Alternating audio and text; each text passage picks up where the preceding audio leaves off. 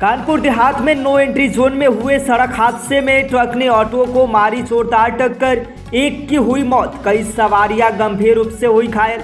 हजारों की संख्या में ग्रामीणों ने किया बवाल, पुलिस से हुई नोकझोंक। महिलाओं ने पुलिस के जीप के आगे लेटकर काटा बवाल। मौके पर पहुंची मंत्री और पूर्व सांसद ने लगाए पुलिस पर पैसे लेने का आरोप।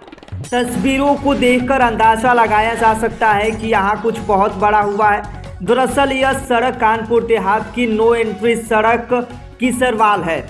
इस सड़क पर एक तेज रफ्तार ट्रक ने सामने से आ रही ऑटो को जोरदार टक्कर मार दी, जिससे एक शख्स मोहम्मद आलम की मौके पर ही मौत हो गई और कई सवारियां गंभीर रूप से घायल हो गए हैं, जिन्हें उपचार के लिए अस्पताल भेज दिया गया है। वहीं परिजनों सहित हजारों की संख्या में ग्रीन ने सड़क पर बवाल काट दिया और पुलिस से हाथापाई और नोकझोंक कर पुलिस जीप के आगे लेट गए।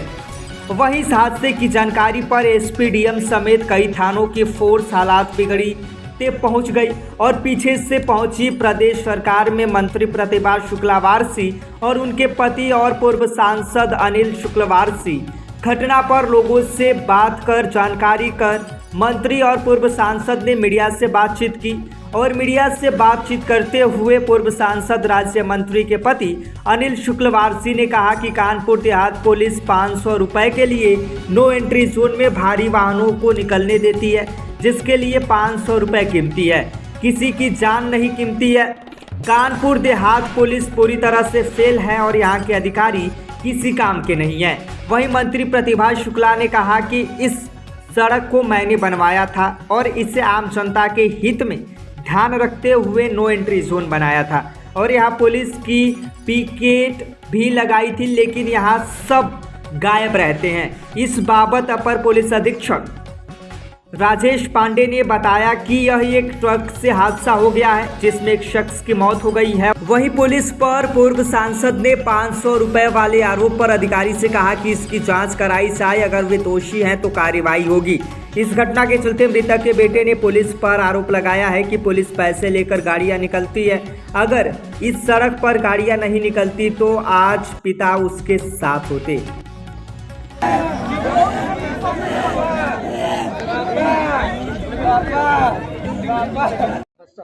ये देखिए, ये जो रोड बना है ये तहसील से मुख्यालय जोड़ने का रोड है और ये विशेष स्कीम के तहत बना है। 51 करोड़ की लागत से बना रोड है। यहाँ पे ये जो किसान रहते हैं या गांव के लोग रहते हैं, उनके चलने के लिए रोड है ये, या उनका कोई सामान आना जाना उसके लिए है।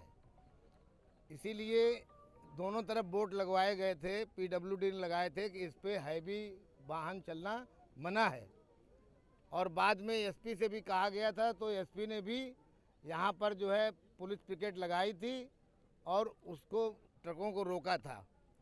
लेकिन मैं देख रहा हूँ कि जब पिकेट लगी थी तब भी जो पुलिस वाले वहाँ थे वो 4-4, 500 रुपये ले करके ट्रकों को छोड़ देते थे और उसके वजह से कई बार हादसे हुए और हादसे टले। एक दिन तो मैंने खुद ही 2 गाड़ियाँ रोक करके बंद कराए थे, लेकिन अभी मैं देख रहा हूँ कुछ दिन से वहाँ पे बिल्कुल पिकेट लगी नहीं रही है और पूरा खोल दिया है। तो ये गलत है, ये रोड है ही नहीं हैवी वाहन चलने के लिए। और आज जो ये दुखद हादसा हुआ है उसी का नतीजा है। तो मैं तो यही कहूँगा कि यहाँ का जो पुलिस प्रशासन है पूरी तरह फेल है और किसी तरह से ये कंट्रोल नहीं कर पा रहे हैं। जो यहाँ के वाहन हैं वो अपनी मनमानी से जहाँ मन हो वहाँ जा रहे हैं, जहाँ मन हो वहाँ घुस रहे हैं। उसका नतीजा कि एक आदमी मरा है और 2 आदमी बहुत सीरियस हैं, है ना, और 5-6 और भी घायल हैं। 500 रुपए की कीमत में बैरिकेडिंग खोल दी जाती है, क्या लगता है 500 रुपए ज़्यादा महंगे हैं या फिर जान? मैं तो भाई जान तो महंगी है, लेकिन उन लोगों के लिए जिनको रुपया ही सब कुछ लगता है और उनको डर भय नहीं है कि मेरे खिलाफ कोई कार्रवाई हो जाएगी, तो ऐसे लोग जो है क्या नाम पैसे ले करके इस तरह की बदतमीजियाँ करते हैं और उसका नतीजा आपके सामने है।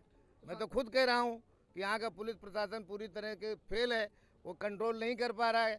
इसके पहले भी कई बार एसपी को बोला जा चुका है कि आप आइए और इसको मना बंद करिए, बैरिकेडिंग लगाइए, गाड़ियाँ बंद करिए। मैंने तो यहाँ तक कहा था कि आप वहाँ पे एक चैनल लगा दो, जिस चैनल से केवल जो है गाड़ियाँ जा पावें और दूसरी गाड़ी न जा पावें।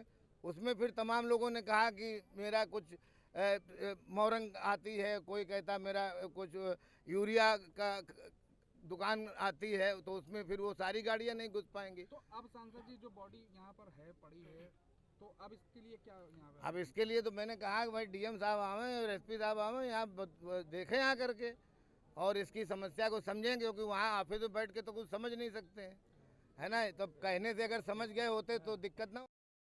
सर ये सड़क हादसा हुआ है, कितने लोगों की मौत हुई है और वजह क्या रही है? अभी एक व्यक्ति की मृत्यु हुई है, कुछ लोग घायल हैं इस पे। और ये टैंकर से और लोड उससे ऑटो से एक्सीडेंट हुआ है। ये रनिया मैथा रोड पे, और अभी बातचीत चल रही है परिवारीजनों से इस संदर्भ में। पूर्व सांसद ने आरोप लगाया है कि नो एंट्री जोन है, बावजूद इसके पुलिस 500-500 रुपये लेकर गाड़ियों को निकलने देती है।